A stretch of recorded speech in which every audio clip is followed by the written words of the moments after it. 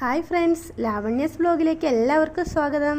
ഇന്നൊരു vegetable fried rice ആണ് ഉണ്ടാക്കാൻ പോകുന്നത്. സിമ്പിളായിട്ട് ഉണ്ടാക്കാൻ പറ്റിയ റെസിപ്പിയാണ്. ഞാനിവിടെ കുഞ്ഞരിയാണ് എടുത്തിട്ടുള്ളത്. 1 കിലോ അരി എടുത്തിട്ടുണ്ട്. ഈ ഗ്ലാസ്സിനൊരു 3.25 ഗ്ലാസ് അരിയുണ്ട്. ഈ അരിന് 4-5 വെള്ളം ഒന്ന് കഴുകിയെടുക്കാം. ഇത് ഊറ്റിയെടുക്കുകയല്ല ചെയ്യുന്നത്, അരി വേവാനുള്ള വെള്ളം മാത്രമേ വെക്കുന്നുള്ളേ.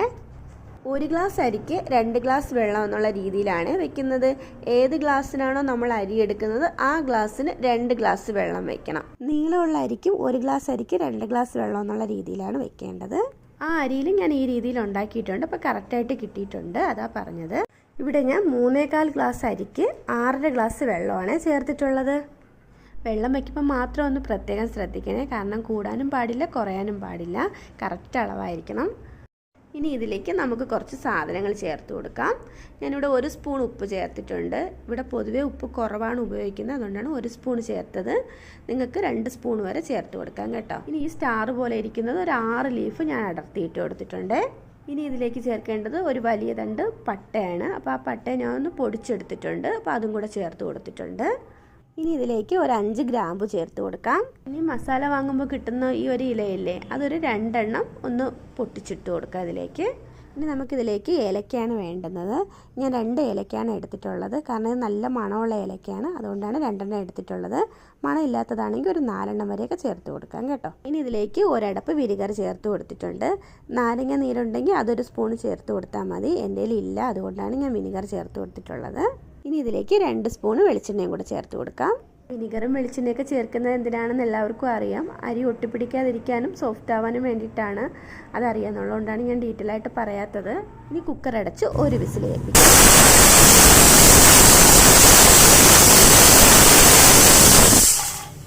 ഒറ്റ വിസിലിൽ തന്നെ കുക്കർ ഓഫ് ചെയ്യണം. ഇനി നമുക്ക് ഇതിലേക്ക് ചേർക്കാനുള്ള വെജിറ്റബിൾസ് നോക്കാം. ഞാനിവിടെ ഒരു മീഡിയം സൈസ് സവാള 3 എണ്ണം എടുത്തിട്ടുണ്ട്. പിന്നെ ഒരു 2 വലിയ ക്യാരറ്റ്, 10 ബീൻസ് എടുത്തിട്ടുണ്ട്. പിന്നെ പൈനാപ്പിൾ ഒരു കുഞ്ഞു പീസ് എടുത്തിട്ടുണ്ട്. ഇതെല്ലാം ഈ രീതിയിലൊന്ന് കട്ട് ചെയ്തെടുത്തിട്ടുണ്ട്. ഈ അടുപ്പിലേക്ക് നമുക്ക് ഇതുപോലൊരു പാത്രം വെച്ച് കൊടുക്കാം. അതിലേക്ക് 1 ടേബിൾ സ്പൂൺ നെയ്യ് ചേർത്ത് കൊടുക്കുന്നുണ്ട്.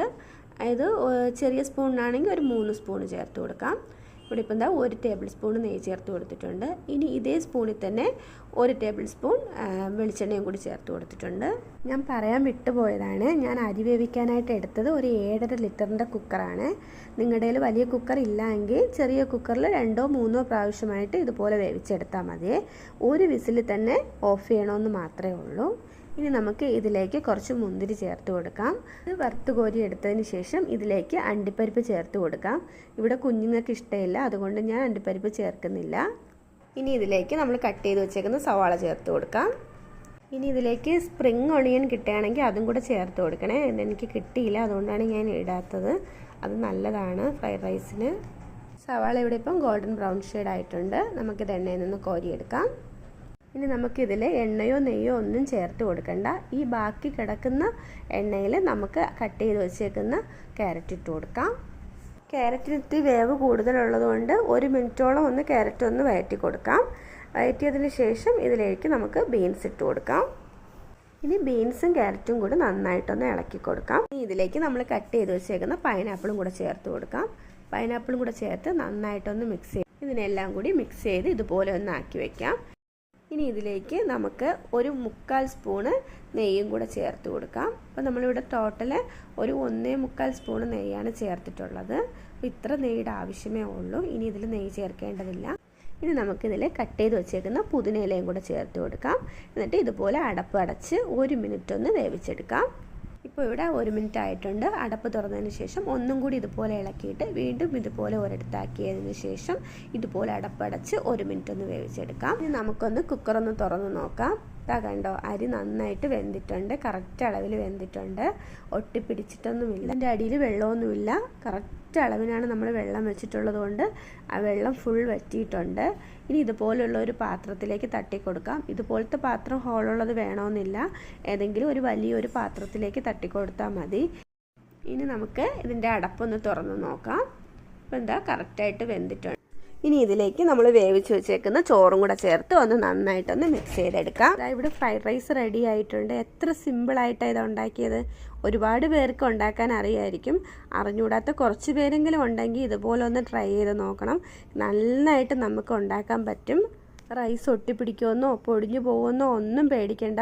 അധികം നെയ്യ് ചേർത്തിട്ടില്ല, ഒരുപാട് വെളിച്ചെണ്ണ ചേർത്തിട്ടില്ല.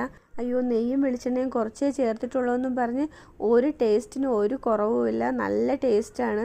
നമുക്ക് നെയ്യും വെളിച്ചെണ്ണയൊക്കെ അധികം ആകുമ്പോഴാണ് നമുക്കൊരുമാതിരി മത്ത് പിടിക്കുന്ന ഒരു ഫീലിംഗ് ഉണ്ടാകുന്നത്. ഇതിനങ്ങനെ ഒരു പ്രശ്നമേ ഇല്ല. നമുക്ക് നന്നായിട്ട് കഴിക്കാനും തോന്നും. കഴിച്ചു കഴിഞ്ഞാൽ ഒരു ബുദ്ധിമുട്ടും ഉണ്ടാവത്തുമില്ല. ഇതിപ്പം വെജിറ്റേറിയൻ ആയതുകൊണ്ടാണ് മുട്ട ചേർക്കാത്തത്. നോൺ ചെയ്യുമ്പോഴത്തേന് 2-3 മുട്ടയും കൂടെ ഇതിലേക്ക് ആഡ് ചെയ്ത് കൊടുക്കാം. ഇനി നമുക്കിതിലേക്ക് ഫ്രൈ ചെയ്ത് വെച്ചേക്കുന്ന സവാളയും കൂടെ ചേർത്ത് കൊടുക്കാം. അപ്പോൾ വീഡിയോ ഇഷ്ടമായ എല്ലാവരും ഒന്ന് ലൈക്കും കമൻറ്റും പിന്നെ മറക്കാതെ സബ്സ്ക്രൈബും കൂടെ ഒന്ന് ചെയ്തേക്കണേ. ഇനി ഇതുപോലുള്ള വീഡിയോയുമായി അടുത്ത വീഡിയോയിൽ കാണാം. ബായ്.